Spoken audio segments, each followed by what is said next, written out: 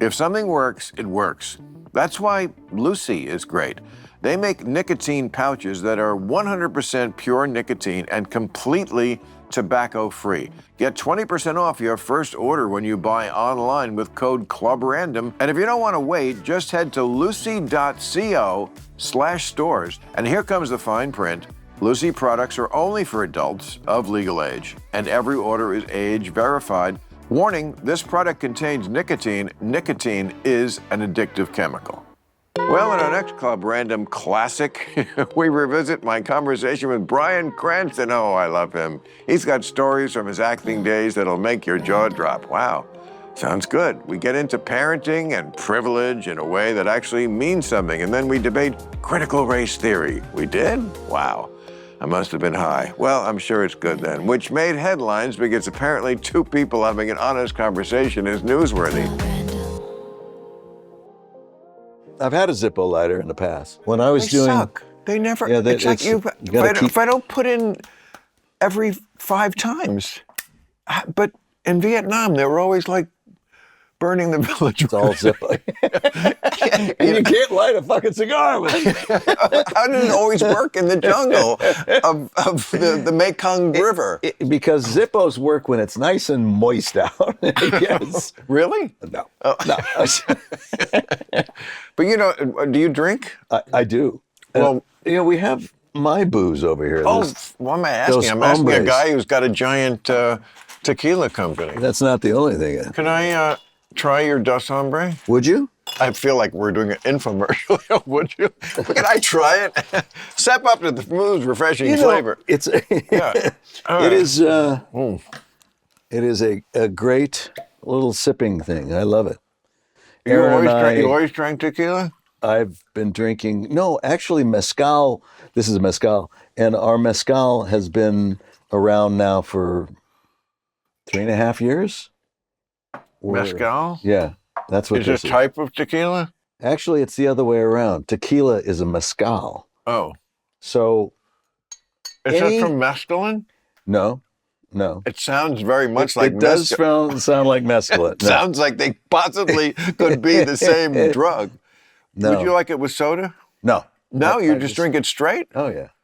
Jeez. Is that because you own the company or just because you really like it that way? I like it this way. Okay. But if I want to sip something all night, I don't want to drink, I'll put soda in it. Well, I drink it with this. I'm going to give this company a plug because I think they should advertise here, and maybe that's a soda.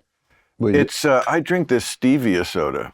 It's called Zevia. Oh, Zevia. Because I can never find it anywhere.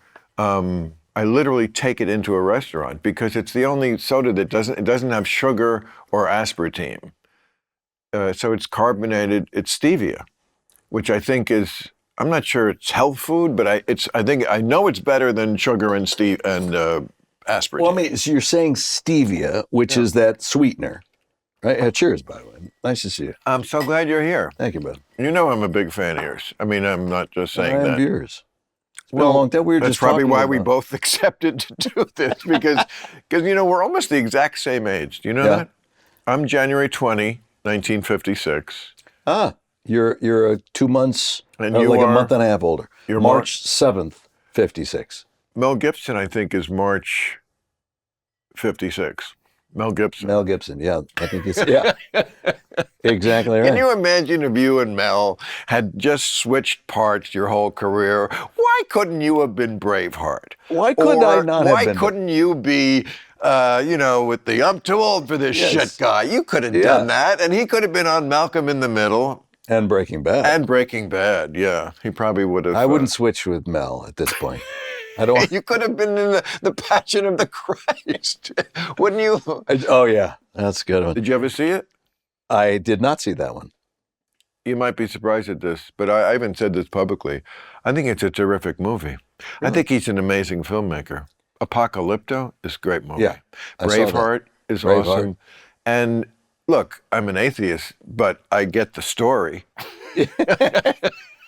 I'm here for the story and the popcorn. As storytelling, it's very compelling. He is a very good storyteller, and you know, he was also a very good actor at one time, and I don't know. I mean, personal life, Yeah, conflagration. yeah. Sugar tits. Remember sugar Oh tits? boy. Well, he had the loon father, right? Yeah. You know about his father. Not too much. No. I try to stay away. He had like more Catholic than the Pope. You've heard that? Oh, saying? okay, yes. He had the more Catholic than the Pope father. I mean, crazy Catholic. Yeah, that's tough. Who was like, it's almost like, you know, Trumpers who the regular Republicans aren't That's right. enough. Yeah. Like these 20 clowns who just held up the speakership with Kevin McCarthy. They go far right. Right. That's Mel Gibson's father with the Catholic Church. That's he was his always criticizing the church because they did things like, you know, the Mass in English was too liberal for him. Oh, yeah. Or like they used to do the Mass with the priest would have his back to the crowd. I was one of the congregants at that time in a fucking church. And even I, at 7 years old, on a Sunday, having to wear a goddamn tie and a suit. And that's the last place in the world you wanted to be. Right.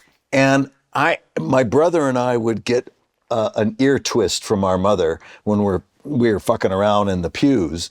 And those hard bench pews. Yes. And the only thing we could have fun with in the Catholic Church in those days was, are we going to stand next or are we going to kneel next? Right. We stand or kneel. And it was almost like, you know, so it was terrible. And the priest coming down, oh, with the smoke thing. The smoke thing, and it's like, and you don't understand a word. He goes up to the pulpit. Right. He turns his back, facing the crucifixion, and Mom, see me call I mean, it's like, you know, what the hell are we doing here? What is this? I'm so interested to hear you talk about this because, you know, I was brought up Catholic. And I also was a 7-year-old boy in hard bench pews. And probably I made the movie Religulous because of how much I was turned off to religion back then when they scared the shit out of me and we went to catechism. Did you go to catechism with nuns who taught you the Catholic? I still have the mimeographed thing they gave us of 100 questions that we had to memorize. Yeah. Like, who is God? Where is God? You know, all those kind of, and there was specific, and you had to, and I remember crying because I was in in school, they weren't that strict. Catholic schools, they don't fuck around. No. Even today, when parents want their kids to get an actual education instead of the bullshit that goes on in other schools, regular schools, even if they're not Catholic, they send them to Catholic schools if they can get them in. And they just tell them, yes, there's going to be some bullshit about Jesus. Just ignore that. They're going to teach you grammar. And I've seen it with kids. Absolutely. Yes. You can tell when a kid has got a Catholic education. Yeah. Yeah, there's no shit about that. So you went through Catholic school all the way to high school? No. Not Catholic school. No. And my mother was Jewish, which I didn't find out till later, but a hint should have been that she never went to church with my sister and my father and I. And I never asked why. It just never, you know, it just was never a thing, so I never questioned it. And I was so nervous about going to church itself. It gave me such anxiety that I wasn't even thinking about that. She just never went. Yeah. So, but yes, my sister and I would be driven to catechism first. Yeah. That was like 2 hours before the Mass we went to. And then my father would show up at the church and then we'd go to the Mass together and then we'd go home. But did you go to Bible study and all that stuff? No, but that was catechism was that. Yeah, catechism was just learning about. It's so interesting. You mentioned like what you found appealing, which was sitting and standing. My big thing was the collection plate. That and the red candles. They had these red. Yeah. The candles weren't red, but they were in this little red thing where the glass, right, and you lit them for like dead people, right? No, you did. I remember. And you put $1 in, or quarter, 50 cents. They had the little slot where you put the money in. Oh yes, yes, where they had all the candles, and there was a slot with a cash box basically, and they would come empty it every now and then. That's a good description of a church itself. Yeah, the cash box. But But you're right. Split with a cash I always box. thought, how did they get that job? The guys look like pool skimmers, right? And they send this You're little talking tray. about that's what fascinated me, that it was a basket on the end of a long pole. Filled with money. And it was just so filled with money. And my father would give me a quarter to put into it. Oh. And one time, I remember that, God, the things you remember, but I guess it was traumatic. You know, I was bored to tears, of course, as you were. Yeah.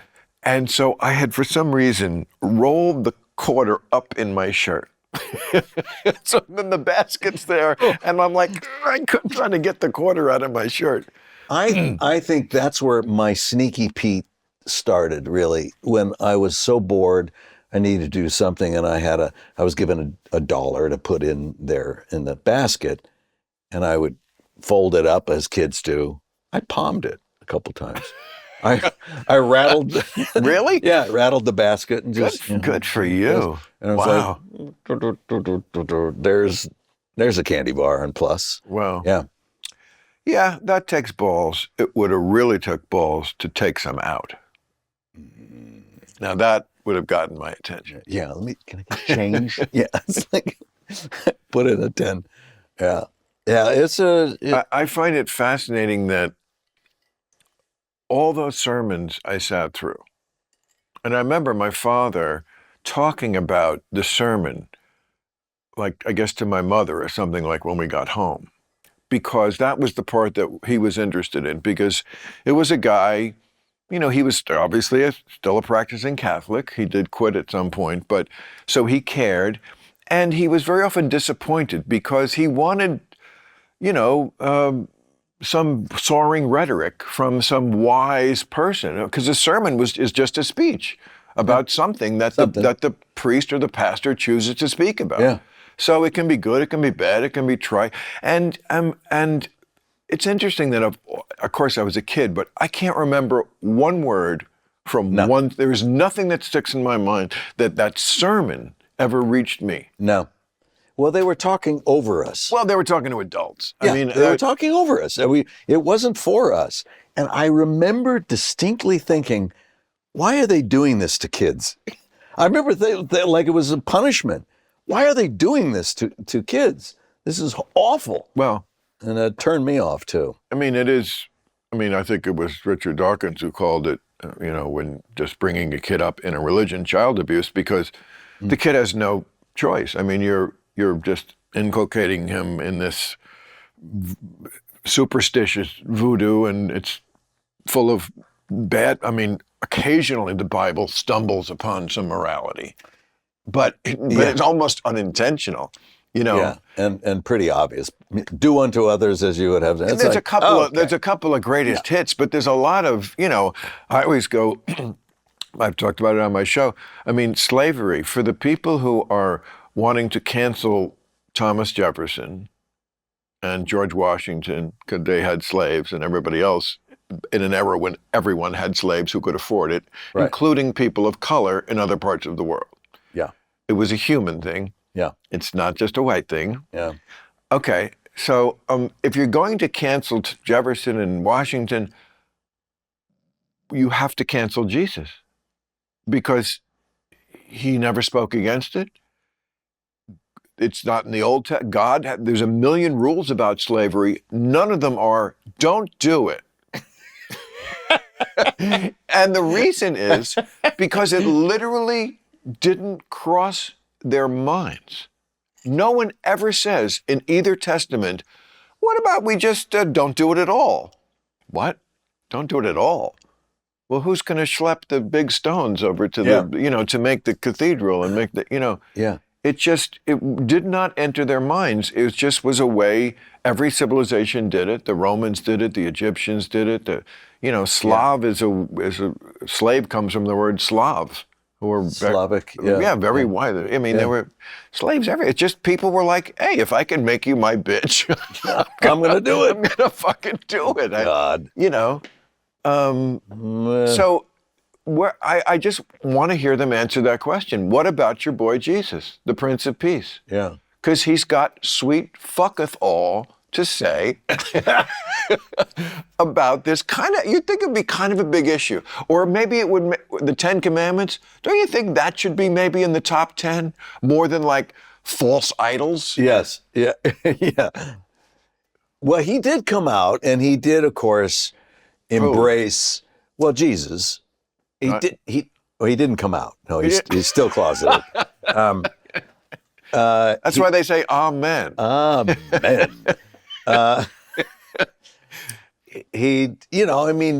Mary Magdalene, he was embracing of her, not judgmental of her, and saying, yeah. Oh, I'm not saying he wasn't a good guy. That's a good thing. I'm just saying it never crossed his mind to condemn slavery. Yeah.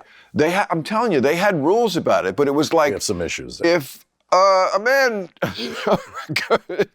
decapitates your slave, you make decapitate it. One of his slaves. It was never like, but don't do it. Yeah. But let's just junk the whole concept. It just never occurred to them. It never occurred because that talk about being privileged was superior then.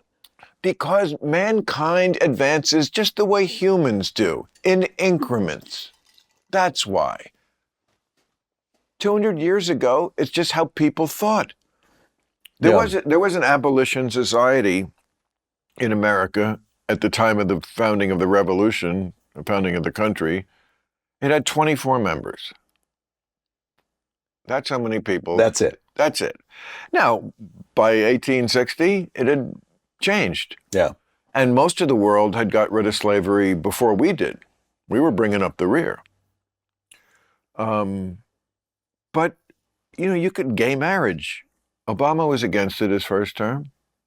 Speaking of bringing up the rear.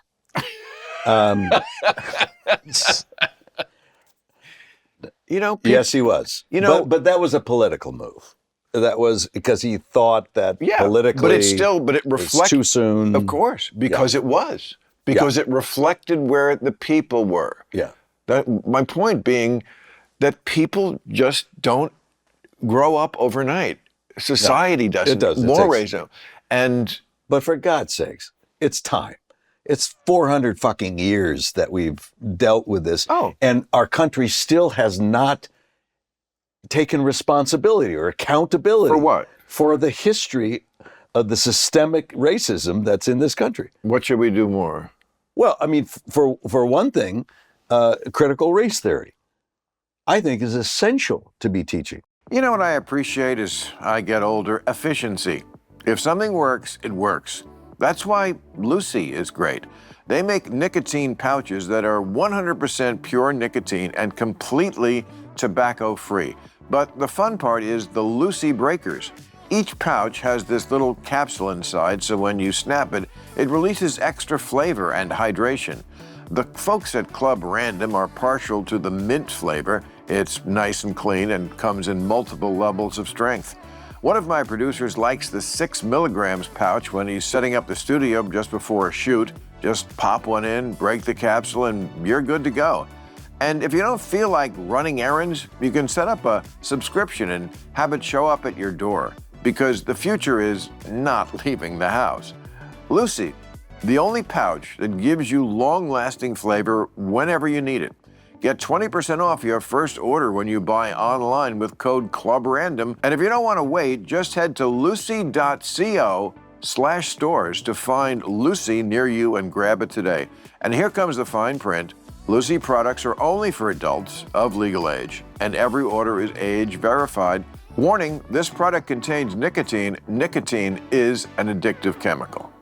It depends on what you mean by that. Well, I mean teaching how the race trade and racism is systemic in everything we've done in government, in social activities. Yes, it has been. I mean, it's embedded in it. It's like, for example, why the Second Amendment really was, I mean, this is one person's theory, but I think it's the truth. The Second Amendment really has to do with, in a country where you were keeping hostile people in chains, you needed guns you needed very loose reins on guns to keep the lid on that. Yeah, So that has a lot to do with why other countries don't have like a Second Amendment, the way we do. And we didn't have an organized army. We didn't have an organized militia, so you had to form one quickly and be able to get your arms quickly when we were being attacked. Exactly. So, but critical race theory can mean it's just one of these catch-all terms. If you mean we should honestly teach our past, of course. If you mean more what the 1619 book says, which is that it's just the essence of America and that we are irredeemable, that's just wrong. It's not. I mean, okay. yeah, right. I agree with that. But even teaching our past and being honest and owning up to who we are as a country and the history of it. Most schools are doing that. I mean, I'm sure there are ones in Texas that are not. Look, in Florida, they want to do away with critical race theory. In a lot of other states, because sometimes it veers off into things that are really not appropriate in schools. So how do you govern that? If you're telling 5-year-olds that you're either an oppressor or someone who was oppressed, you're introducing ideas about race that are inappropriate for kids that age who can't understand it. Okay, so common sense would govern Common sense that. is what's lacking in this country. That is why people wind up passing laws about that. And yes, you're right. Very often the laws go too far. But it's not coming from nothing. It's coming from things that have started in colleges and very far left woke thinking that many people feel is not appropriate in schools. I mean, the same thing with gender stuff. You know, can they just be kids for a minute? Right. Okay. And that's absolutely. And we have to find that time, that level of maturity when a child can understand that at certain times in this country's history, there was a grave mistreatment of other human beings. I think we get that. Well, no, we don't get it. What do you mean you get it? Really? You think that is not something that is now widely understood and agreed? Yeah, it's definitely not widely understood. That America has a sorry racist past? It's talked about and whispered, but they don't know it. Whispered? Yes. The Jim Crow laws? So But that's 100 years Emancipation ago. Proclamation I know. in 1865. It was 1965 or in 1964 when the Civil Rights Act was passed by LBJ. But this is 2023. It took 100 years. I know, but is my point. Can we live in the year we're living in? You don't think? Of course, you live in the year you're living in. Okay, well, the year we're living in is not. Drive me to drink. It's not what you're describing. You're describing in America, yes, that I think most right-thinking people would agree was deplorable in so many ways. No, I'm good. You good? It's tasty, though. It is good. It's very different, and I like it. It's a little smoky, but not because too it's smoky. mezcal. It's mezcal and not tequila, because it's smoked and not steamed. Yeah. Anyway, what were we arguing about? Well, probably the Golden Globes, which you sound like you should be making. Hello. No, I just think we need to live in the year we're living in, and acknowledging progress is not saying the past isn't horrible or that we're done and there's no more work to be done. It's just being realistic about where we are today. And where we are today is nothing like the times you're describing, as bad as they were. So you're. I mean, this is, right. I think, a problem with a lot of the left. They seem to be obsessed on the past. The past is important. It's not the only thing. They teach it like the Holocaust. Again, I think most places do teach it. There are places. No. There are places that go too far on either side. Can we agree with that? But I bet you most places in America. I mean, again, this is 2023. The people who are doing the teaching are of a generation that is not mostly interested in suppressing the past or being racist. I mean, I disagree with that. Well, then you don't watch a lot of the videos that they themselves post. They themselves. Teachers and educators. Trust me, they're hyper aware of race. If anything, it is injected too much into everything. But you sound like you're more in the Hollywood woke camp, and I'm not that's saying fine. that. It doesn't mean we have to. No, it's like it's a humanistic camp. I want. Did you know when you were a child? Did you know that segregation was all through? Again, when I was a child, was the 60s. Yeah. This is 2023. When you keep when going the- back to like Yeah, but how Bill, it was. it's as still if the same present. people. It is still, of course. You know what? Racism is always going to be present in not just white people, but in all people, to a certain degree. You can't completely sanctify human nature. It's just what it is. It's tainted. We try to extirpate it as much as we possibly can, but we can't. Certainly, it's a great thing that we've passed most of the laws that you would need. I mean, discrimination is illegal, has been for a very long time. Obviously, it'll always be fought in the courts and so forth. But I mean, as opposed to these errors you're talking about, when it wasn't even the law. Jim Crow, yes. Before the Civil Rights Act, yes. But that's a long time ago. So, and you seem to think that the country in 2023 is populated by seething racists who are unaware of our past and the obligation we have to do better. I do agree that there are people who want to move forward without looking at the past. And when you move forward without looking at the past and course correcting, you're in trouble because it can happen again. Well, can't we do both? Can't we let me be ask you a cognizant question. of the past Yes, and move forward? Yes, you can. Let me ask you a and question. acknowledge the present also. And let me ask you a question. Yeah. When you look at this guy's hat, Make America Great Again, what do you think about that? Sweetheart, nobody has made more fun of Donald Trump than I have. I know. So I'm just you asking can't you- get me on like, I like Donald Trump. I I'm don't not like saying that. Okay. I'm not saying and that. I get your point. I've said it myself. Yes, make America great again. I understand to a certain number of people, that's a dog whistle about America was better when it was whiter. I get that. Okay. But I will, would you then also accept that there's a large swath of people in his camp and other people like him who have no clue that that's a dog whistle, that they think, oh yeah, make America great again is for everyone. But when was it great? Let me ask you this.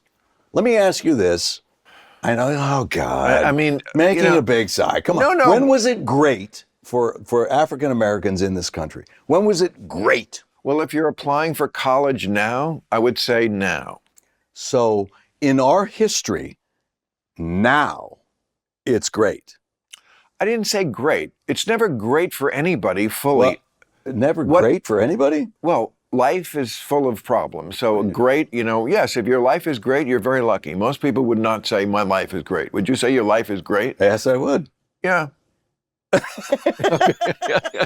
Okay. I mean, I would. yeah. I mean, and a lot of it has. I'm glad for you. And I've been privileged. Yes. Do you believe in white privilege? I like the word advantage better. Because advantage is broader. Here's the reason why. When you say advantage, now, have I had advantages, especially growing up in, being again, we were born the same year, 1956. If you're born in that year, yes, you were a young person in the 80s, probably in the 80s, could like I have been up for a job at a comedy club when I was working little comedy clubs, and there was a black comedian, and they gave it to me instead because they thought I would do better being a white comedian, or that they were just maybe had racism in them. Yes, I think that probably could have happened, and that was wrong. Again, I didn't do it. We can't all I'm be not saying you're doing it. It's No, just no, no, recognizing that it exists. I don't think I should be even questioned that I'm someone who doesn't recognize that it exists. Right. I have a pretty good record of speaking on the right side of civil rights issues. I just like to be real about where we are. And where we are is not where we were. And some people seem literally reluctant. It seems like they feel like the worse I think things are, the better person I am. That's what I get from a lot of the left, I think things are worse than you do, so that's what makes me good. And I just want the reality. I just want the truth. What is the truth of the situation? And again, I'm not decrying that these changes are made. I'm applauding it. I'm applauding it that it's great that if you're a black kid applying to college, yeah, you don't have to face discrimination like they used to. And very often those colleges and businesses also in America are trying to make up for their sorry past. I think we're not really far apart. I think it's I mean, yes, are there factions that are on both extremes? Of course. But to say you're a liberal person, as I would consider myself, I think common sense is the law of the land. It's what should be. I think we are in a much better place than we've ever been before, as far as civil rights, as far as acceptance and it's just, the people who are running the world now are millennials and Gen Zs. They're not, I think you're thinking of your generation, and they are still in place in some places. They're certainly not all racists who are in place, but yeah, there are, like I said, I don't know if we'll ever get rid of it completely, like any human flaw, but the people who are running things, I just don't think that's their mindset is, let's be racist to people of color. They don't understand it, but they are innately that way. Innately? Yeah. Yeah. Oh, Lord. No. What have you been reading? Oh, babe. Come on. Is that white fragility or some bullshit like that? No, it's not white fragility. Well, that's the book. No. Is that where you're getting that from? No. But innately, like original sin, like we're toxically white-born racist? Not toxically, but you recognize your experience, and what we don't recognize often is the privilege that you said, the advantage that you have. We look at Congress. Look at the makeup of Congress. You cannot deny that as older white men are the predominant factor in Congress. I don't have the stats in front of me, but there's plenty of people in color in Congress, and yes, we are moving from a place where it was all white. We get it. Yes. But what direction is it going? And I'd like to see the numbers in Congress.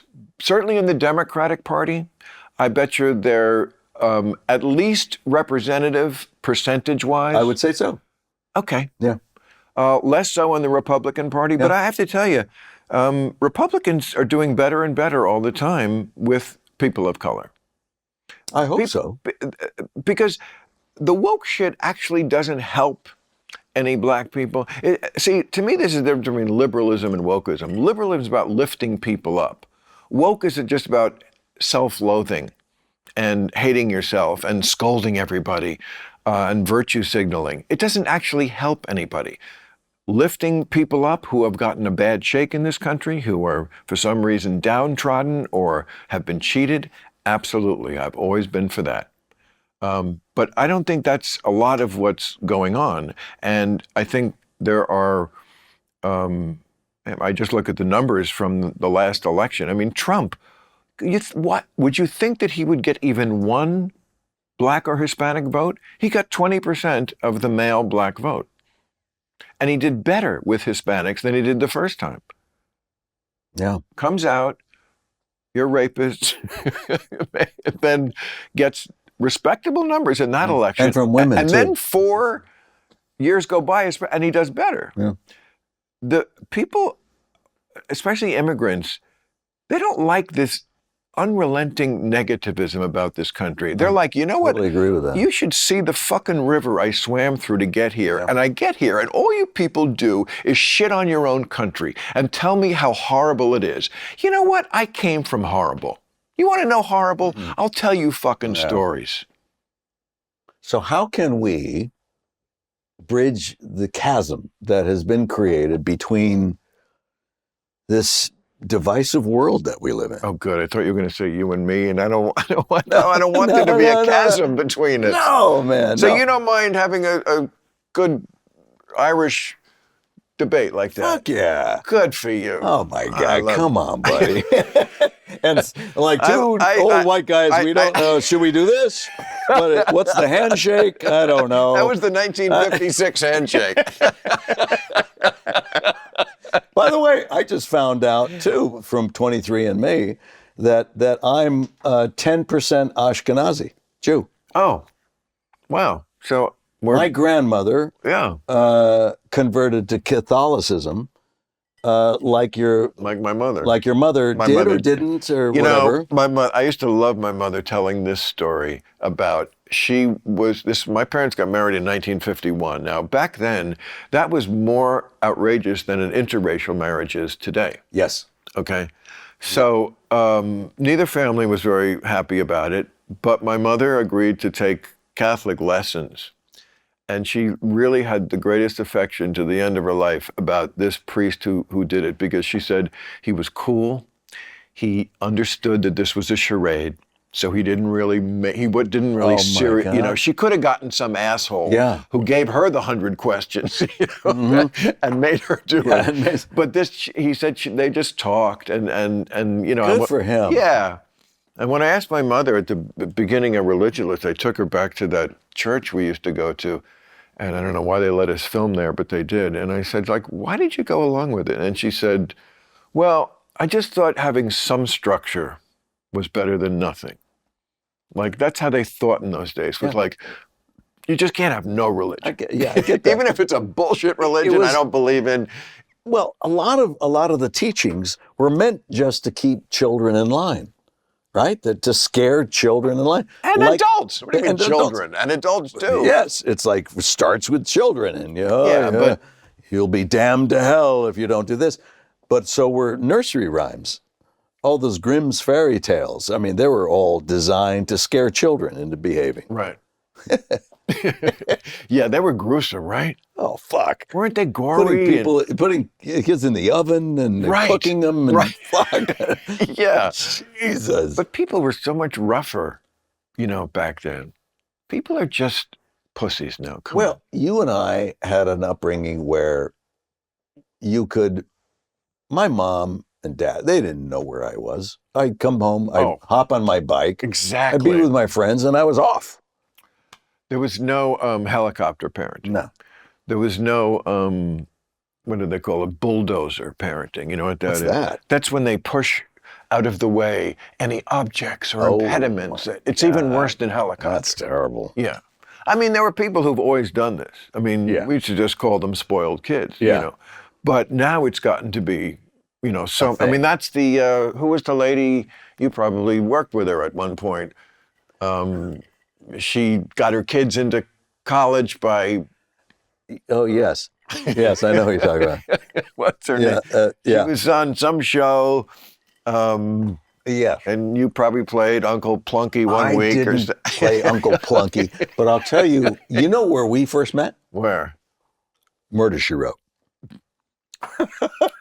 Really? Yeah. You were the old lady? I was Angela Lansbury in drag. And they were, wow. You were being groomed. Yes. They were grooming your ass, man. They were saying, okay, we're going to make this guy the next star of this show. Oh, boy. And you were her nephew? I did not realize that. Yeah. No, you did too. No, I didn't. They put you in a position. Here's what I remember. Right, okay, here's what I remember. I did one episode with Roddy McDowell. I remember I was in a hotel room with him all day. No, make any jokes. Not going to say a word. Such a sweet guy. Yeah. Where I was just like a guest star, where I was like one of the maybe people who killed somebody in this small town where everyone died every week. Okay. Then I guess I did well enough. I came back like the next year and did a 1-hour episode where she wasn't in it. She just introduced it. That's right. And it was me and Faith Ford. Yep. That's the one I was in. What? Really? I was in that one. Well, you know what? We got to find it. I remember reading the script, perhaps not all the way through. Yes. Because I remember they were fitting me for a dress at the end, and I'm like, wait, what? I got into a witch's outfit or something. Oh, maybe that was the other one. I don't know. I don't remember one of them, they had me in a dress, like a witch's outfit, and I think I was... Did you feel pretty? I felt, hey, I should read the whole script or not. But the other one was a 1-hour, what they used to call an MOW. Yes. Movie of the week. That? Yeah. So we were hoping it was... We saw it also as a pilot. Yeah. But it was me and her as like, I guess, husband and wife detectives. Listen, okay, so the other actors who were just co-stars, guest stars for the week, right? We were going, this Bill Maher guy, he's being groomed. He's Really? Oh yeah. Oh, it was totally that. And you know what? We were going, good luck, man. Yeah. You get a gig. You know, it's when you worked. You remember in those days, your agent calls you and you're saying yes before you hang up the phone. Oh, it's yeah. like, I'll do whatever you want. What is you want me to do? Yeah. I'll sit in a hotel room with Roddy McDowall for. Oh no, I was thrilled to get that part at that point. Roddy fucking McDowall, man. I remember going to auditions for sitcoms I knew were horrible, and I was once sitting in a room, and do you know the comedian Charles Fleischer? Sure. He was kind of weird looking, very funny guy, but like he was like a nut. That was his thing. And I remember I walk in and we were reading for this sitcom, and he went, "Okay, nuts over here, pricks over here." That was what it was. And did you get up and move? I was out for the prick part. And he was out for he was out for the nut part. Oh, Who Framed Roger Rabbit? Yes. That's his claim to fame, and he was brilliant. Yeah, he was. Charles Fleischer. Charles is a good fucking actor, man. I should tell you the time that, remind me of Charles Fleischer and other, there was a time when I was doing a movie in Toronto that John Ritter was supposed to do. All right, he was supposed to do this movie. Instead, he did a play, and it went to Broadway. And I said, and he was still producing this movie I was doing. So I said, I was talking to him every day, and I said, well, I'll come to New York and I'll see your play. No. You don't have to see it. You don't have to see the play. And I go, no, come on, what are you talking about? Of course I'm going to come see the play. He said, no, really, you don't have to see the play. And I said, well, stop talking that way. He said, well, give me a call when you come in and we'll see. My wife and I fly in. It was during Malcolm in the Middle. We were doing upfronts. And I remember that. And I said, we're going to go see John Ritter in his play, Dinner Party. It was a Neil Simon play. I vaguely remember that. Dinner Party. Dinner Party. Yeah. And inevitable name for a play. It's got to happen at least once. So she says, oh no, we shouldn't go see that. And I go, what? He goes, it got panned by everyone. No one liked this play. And I said, well, I told him I'd come, so we have to go. Let's walk down to Times Square. Let's see where it is. So we walk down to Times Square and we look down. There. Let's go down and see the marquee. Let's see the one sheet and whatever. We didn't know what time it was. Anyway, we walk down. As soon as we approach, the doors open. It's the end of the play. Oh my God. End of the play. People are throwing down their playbills going, this is a piece of shit. This is a horrible, horrible play. And I said, oh. I reached down, I grabbed a playbill, and I grabbed my wife's hand, and I said, come on. She goes, no. She's not one to be able to fake anything through. And I proudly say she's never faked anything. And so we knock on the stage door. He said, I'm here to see John Ritter. Bryan Cranston, come on. Oh, come on up. He's surprised. So I come up. John goes, what? Why didn't you call? Like, don't tell me about the call. Are you kidding? The call. Why would I call? Yeah. He said, well, what did you think? What did I think? What did I think? Are you really? No words. Are you seriously asking what? My God. That's perfect. And talk about funny. Right. He goes, seriously? I go, are you kidding? Of course. Come here. Give me a hug. I hugged him, and my wife goes over and talks to his daughter who was in his room.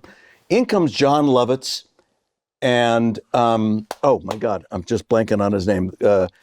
A comic actor, does a droll.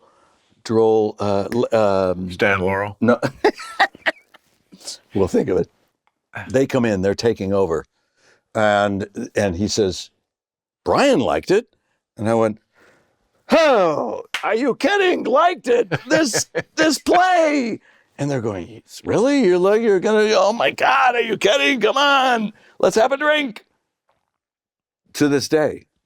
So Lovitz had seen the play? Lovitz went into the play. And did he say anything to betray your lie? No, he was shocked. He was a little shell shocked to look at it. And oh my God, I can't think of his name. He's such a great comedian. First, you take money out of the collection plate. Oh Then my you God. lie your way. Is this a review backstage. of the? Yeah, yeah. I mean, I'm just saying I'm getting a fuller picture. You're of getting you, the full Bryan. picture. That's it. You know, it is. You get to know somebody in increments. You know. And I see you kissing Angela Lansbury's ass in order to get a job. Well, look at how it came out. I mean, the irony as we fast forward in this movie of our lives is that you are the award-winning, famous, dude, critically lauded, universally loved A-list actor.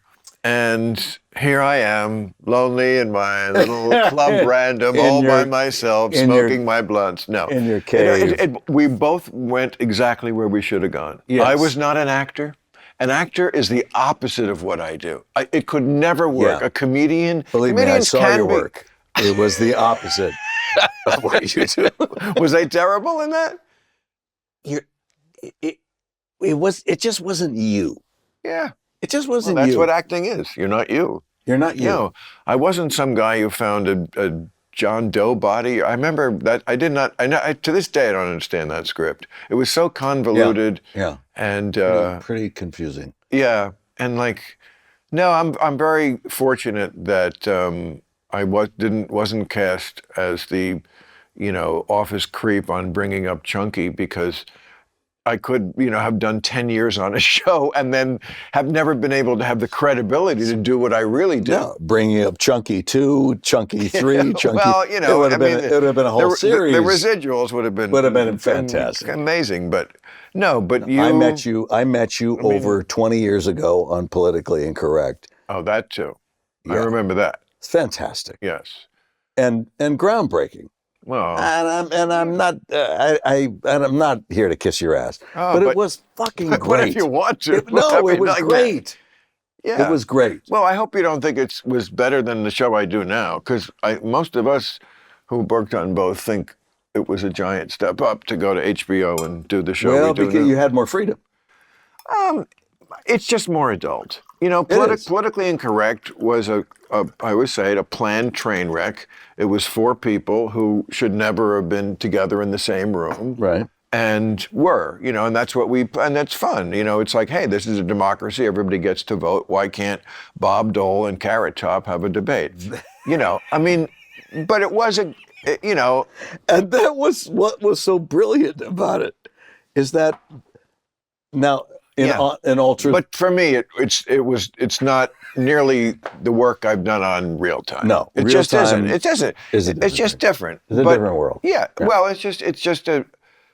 Anyway, I remember you went shortly after Politically Correct ended. I remember being on one of the shows near the end, and I remember, if correct me if I'm wrong, but I remember you hinting like, I'm going somewhere else.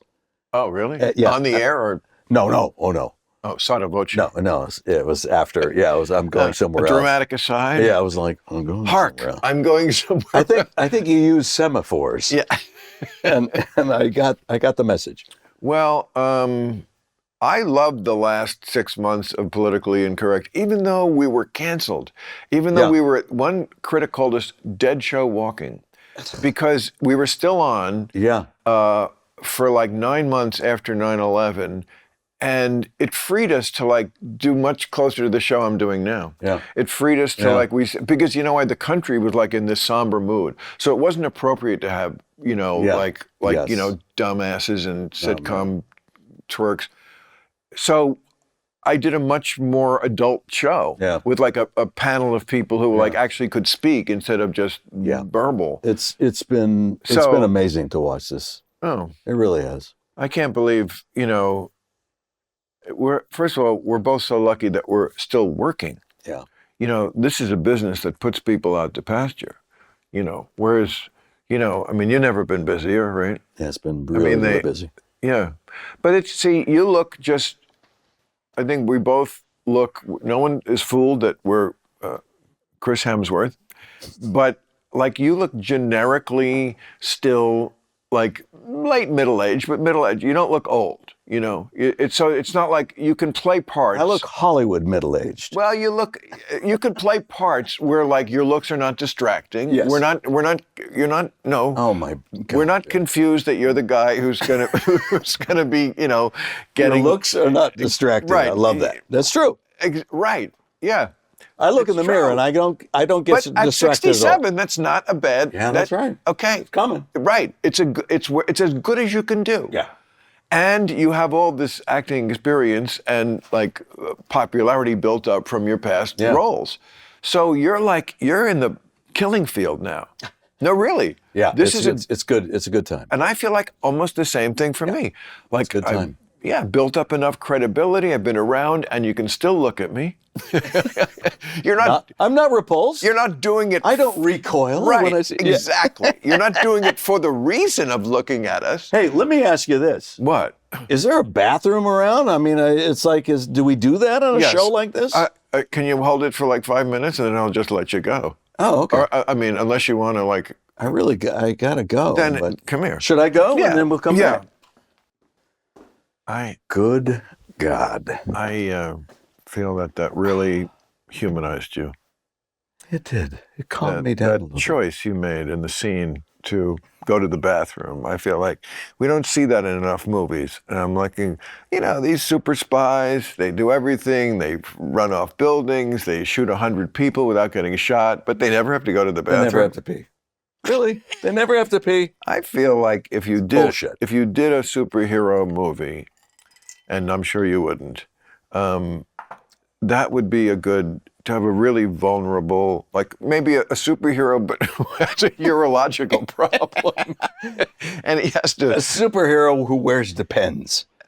He just Who's always leaks. Always He leaks.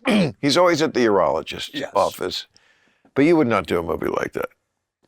Have you been offered? Are you like? Could you be like the villain in Dr. Shitfuck? Yeah. I would consider. Really? Well, I would because Then they're gonna hear that and they're gonna do it because you're like I said, killing field for you. You're exactly at the perfect time to play like a super bad villain, and because of who you are, built this up to, you'll get, you know, a truckload of money. I will. Yes, absolutely. You won't be the star. That'll be Liam Hemsworth. But Yeah. you'll be, you know, but they need you too. I would do And it. and it'll be the fun part of the picture. That's what You'll I'm saying. steal it because you always do. It's the fun part of the movie. Yes. And Why would I say no to that? because you wouldn't. Why aren't they offering it? Because they need like someone who's the bad guy to be of like equal credibility, but on that different level. Yeah. You know, he's not, okay, I'm not Liam Hemsworth. I'm not. You've said that like 4 or 5 times now. Fuck you. But you were You going should to. have seen me in my youth. I wasn't I then did either. on Murder, She Wrote. On Murder, And She- everybody was saying, that guy's going nowhere. Look what we know. What did you play on that? I don't I remember. don't fucking know. You know, it's these. I don't know. I remember there I was. honestly don't remember the shit I used to do. I do remember an actor on that named David Huddleston. Yes, of course. Old David Huddleston. He was the sheriff. Yeah, and he did that shit for a long time, and yeah. I remember one day he was complaining. I think he played Santa Claus. Yeah. There was a Santa Claus He would be a movie. good Santa Claus. And yes. And I did a Matlock where I was a Santa Claus. you did a Matlock? Of course. Oh my God. Don't ever. Didn't you? Don't. No, I was. Well, how could that be? We're the same age. Matlock was on. Oh yeah, I guess in your 20s. I don't know. When Matlock was on, I was like, I feel like I was a million miles from doing anything real in show business. Yeah. No, I did that. I met my wife in a show called Airwolf. Do you remember that? With the Yes. helicopter? With the guy, wasn't that Jan Michael Vincent? Yeah, Did not end well for him. it did not. You see how lucky we are, Bryan Cranston. yes. I mean, here we are, you know. We got our hair. We got our hair, some of it, not everyone that was ever there. You know, our careers are peaking in our late 60s. Look at that.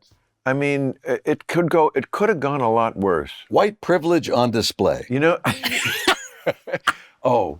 speaking of that, you know what one I love? The one you did with Kevin Hart. Oh, yeah. That is. Thank you. Oh, wow. We're doing Kevin a sequel Hart, to that. By the way, when he is encouraged by the right director to just be an actor, Yeah. fantastic. He is terrific. He does not need to just do what, look, there's no shame in getting famous by being very popular doing a And kind telling jokes? Yeah, well, he's also a good comedian. Great. But I'm saying in movies, he had that one kind of thing he did where he was a little over the top, but it was funny, and it's a comedy. Let's live, okay? But when he is encouraged the right way, where it's not appropriate, he was so terrific. It was called The Upside. Yeah, The Upside. The Upside, and he, I went to lunch with him. I wanted to find out if he was ready for this. If he got this. I said to him at lunch, I said, this is really not a comedy. I mean, this is really a character piece. Are you ready for that? He goes, I know exactly what it is. Right. And it's exactly what I need for my career. Right. And he was entirely correct. Right. And I said, and he did this movie rests on your shoulders. You have to drive every scene. Sure. And he did. Yeah, he did. He did. And well, I mean, that's a bit over. It was a fairly equal two-man show. It was two people who are locked together because in the movie you're in a wheelchair. But he was such a whirling dervish. Yeah. He carried the show. Yeah, I mean. So we're doing a sequel to it. Oh, wow. Yeah. You get up? Okay. For those of you who haven't seen The Upside, I play a quadriplegic in a chair, and that's why this bastard said, "Do you get up?" I got shit for that. What? I got a lot of shit for that. For what? Oh, this is going to set him off. Uh-oh. I am not a... because you're not in a wheelchair. Yes. Well, we'll fix that. Yeah. I am an able-bodied actor playing a disabled actor. Sean Penn had the great line about that. He said, it's getting to the point where you can only play Hamlet if you're a prince from Denmark. Yeah. I mean, it's called acting. Yeah. It's almost the whole point that you are doing something that you are not, right? I can't even. And again, not to get back to woke goes too far, but you notice it when it enters your own life, don't you? Like that. Yes. It was noticeable to me. I was pretty surprised that I got some blowback to it. And I thought there's a good point that disabled actors are not given an opportunity. It's a kind of a catch-22 that it's like, do you have the cachet to be able to carry a film? It has to make sense. If you're playing Jim Thorpe, you got to be able to run. Yeah. We lost all common sense. Yes, should there be the thought given to, hey, this part could be, and by the way, it's not like I've never seen anybody in a wheelchair in a movie. Pretty much anyone who ever works a computer is in a wheelchair in every movie I've ever seen, okay? So, but yes, are there other, doctors and lawyers? And yeah, they could, and where it's appropriate, without taking you out of the story, great. We would have missed some great performances. But this Daniel Day-Lewis, My Left Foot, Al Pacino in Scent of a Woman. Oh. There's a lot of... Oh, yes. It's not even worth considering. It's so silly. I think I'm just saying, it's perspective. You can only have the perspective of a 66-year-old white male. That's all you can have. All of us can only have our own perspective. Exactly right. It doesn't mean I'm not a sentient being who can't see. You can understand, but you cannot really know what it feels like to live in that skin. Nobody can. Except them. If you had said that again in the era we were born, somebody did a book on it in the 50s called Black Like Me, where he He put on blackface, basically, so he could see what it was like. In the 1950s, to walk around, it would be that's why that book resonated. Yes. It would be a shock. And in the 1960s, during the riots in Watts and in Detroit and Chicago and elsewhere, I remember asking my mother, why are these black people so angry? Why are they so angry? I couldn't understand. Why are they throwing rocks and bottles? Because they lived in the 1960s. Yeah. But surveys now show that black people, especially young black people, are way more optimistic about their future in America than whites. I hope so. Whites are actually the only ethnicity that has a bias against themselves. Really? They're the only group that this comes from, the far left, I think. They just the only group who doesn't want to be with their own kind of people. Every other ethnic group, or at least, is okay with them. Yeah. Wow. No, there is a weird kind of white self-loathing. Yeah. That does go on in America. It's kind of a kink.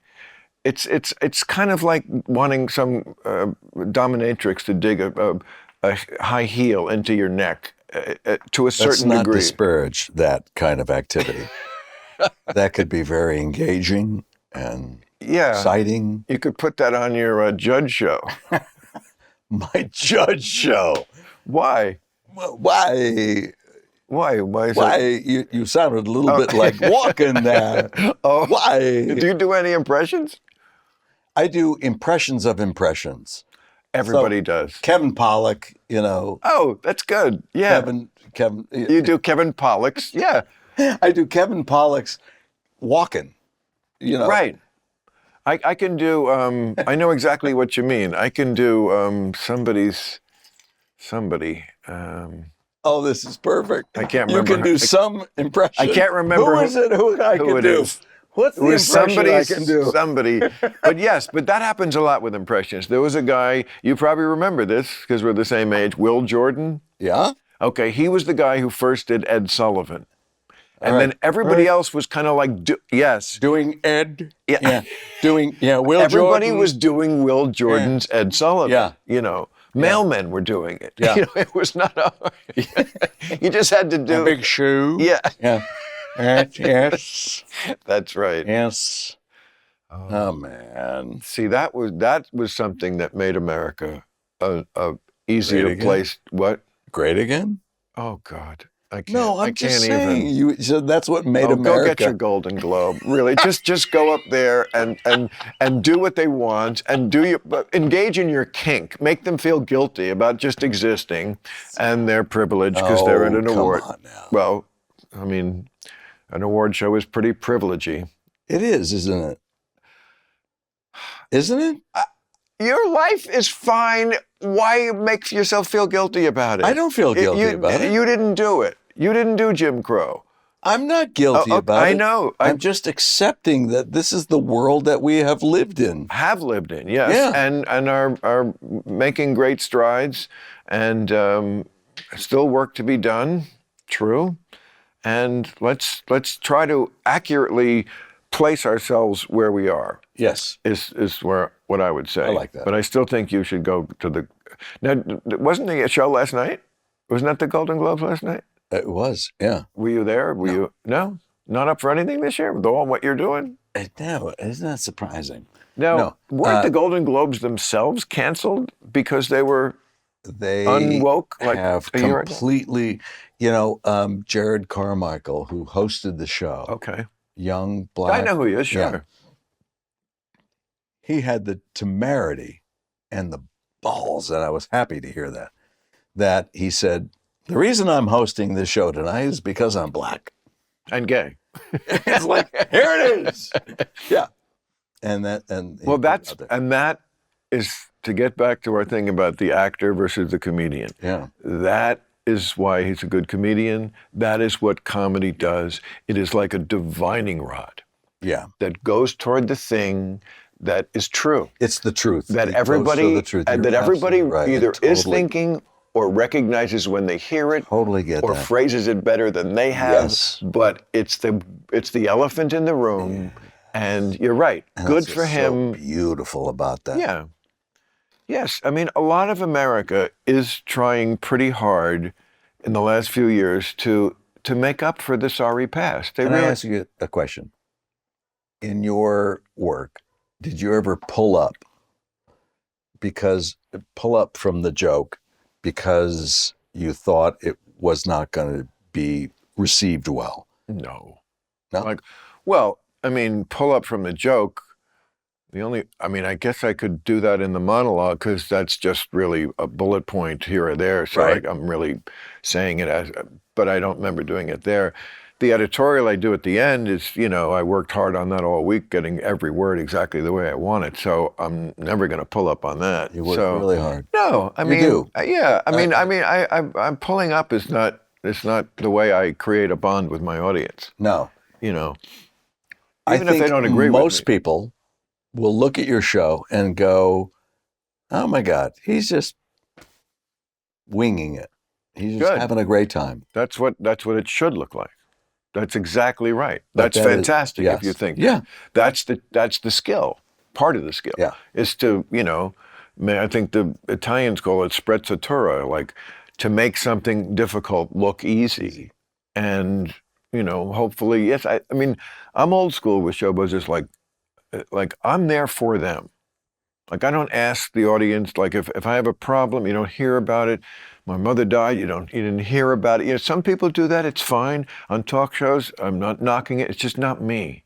Like I am there for you. So like if I don't feel good, that's my issue to work out before the show and to make the show just fly by and glide by and yes, make serious things still stay buoyant and funny at times, and so that it's not a trip to the dentist to find out what happened in the world that week.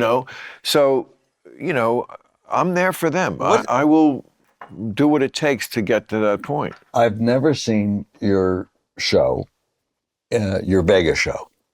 Come with me to Vegas some weekend. I will. And how long is it? Like just guys? Yeah. Would your wife let you do like just a guy? Yeah. Really? Oh, absolutely. Even if it was me? I've been married for 33 years. I know, but I'm known as a bad influence. No, you're not going to. Your influence is not. I'm just saying, be prepared to have your picture taken at the Spearmint Rhino at 2 a.m. It's Vegas. It's great. Okay, so I love it. You would do that? Oh, yeah. You'd go to the Spearmint Rhino with me? I totally would. Oh, this is so going to happen. Let's do it. Let's do it now.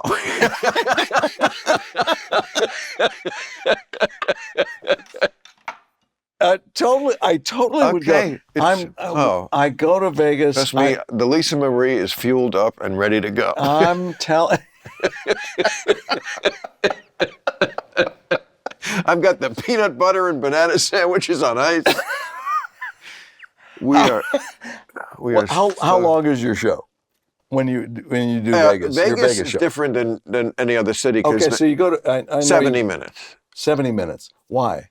Because like normally I would do 90 or maybe a little more, but in Vegas they always want to keep the shows short because any minute you're in the showroom, you're not in the casino, losing the house.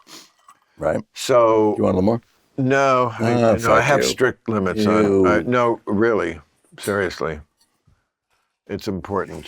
Oh, okay. At our age, you just cannot. I mean, it's one of the saddest things in my life is that I have to be very careful and circumspect about how I drink. Not that it's going to kill me over tonight, but like, come on, we're just not playing with the house money anymore. I always say about health, and you look great. You look like you're in really good health. I mean, Liam Hemsworth. I thought one more time for the road. But here's how I look back on my decades and how I handled myself. There's a saying in sports, whatever the defense will give you. In other words, like if they're playing against the run, you throw the pass. If they're throwing against the pass, we took what the defense would give us. I feel like that's what I did with my body. When my body in my 20s and 30s would allow me to have 30 drinks a week, I did it. Yeah.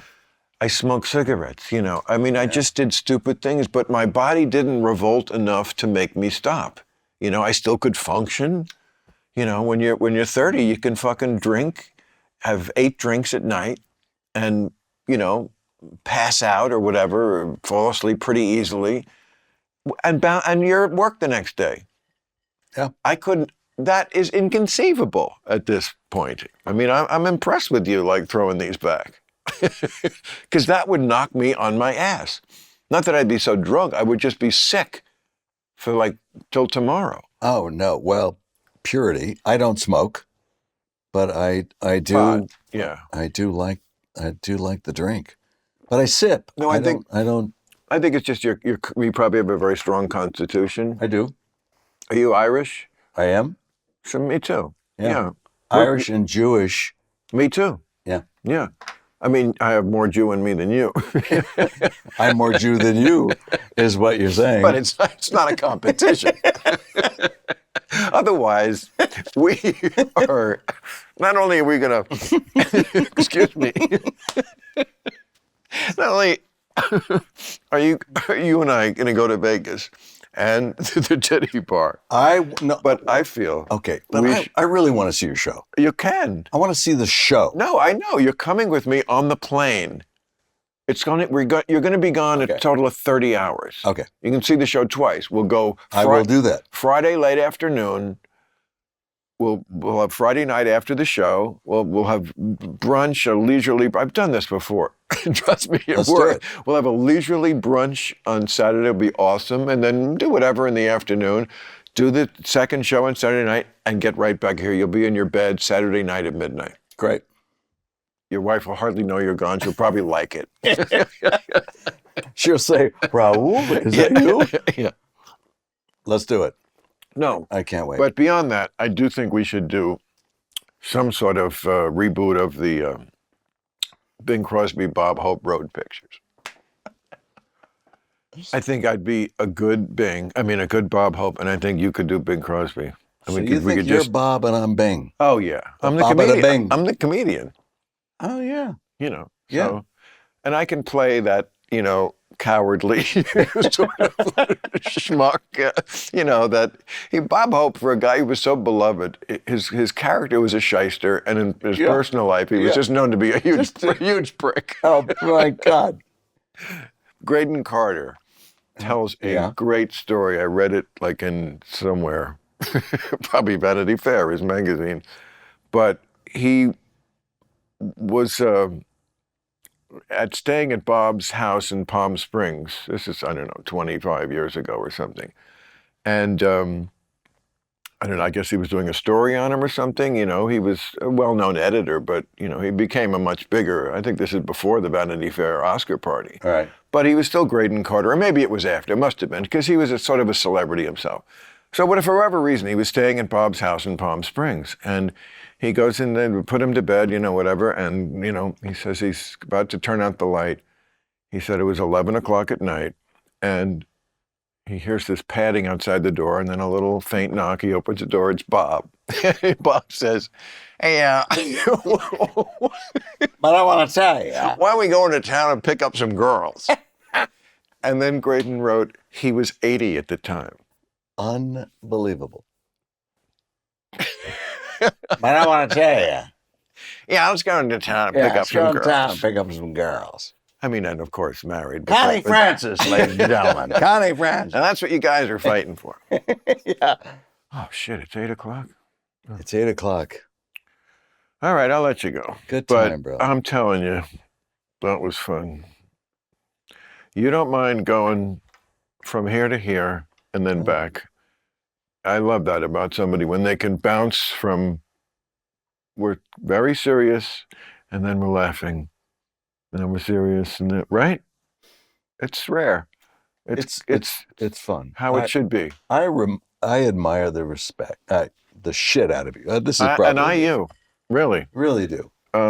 You have over the decades been the voice of reason Oh, I hope I so. never miss your show.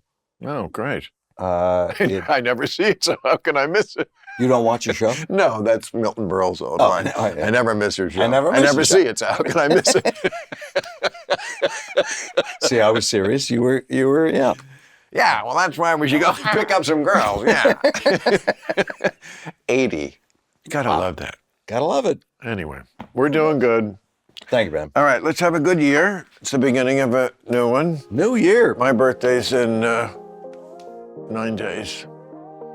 I'll get to 67 a little before you. my friend. I know, but look at us. We could play in a, perhaps not the ingenue, but In a band of some sort. I'm not saying I could do Kate Hudson's part in Almost Famous, but I think But I'd try. Club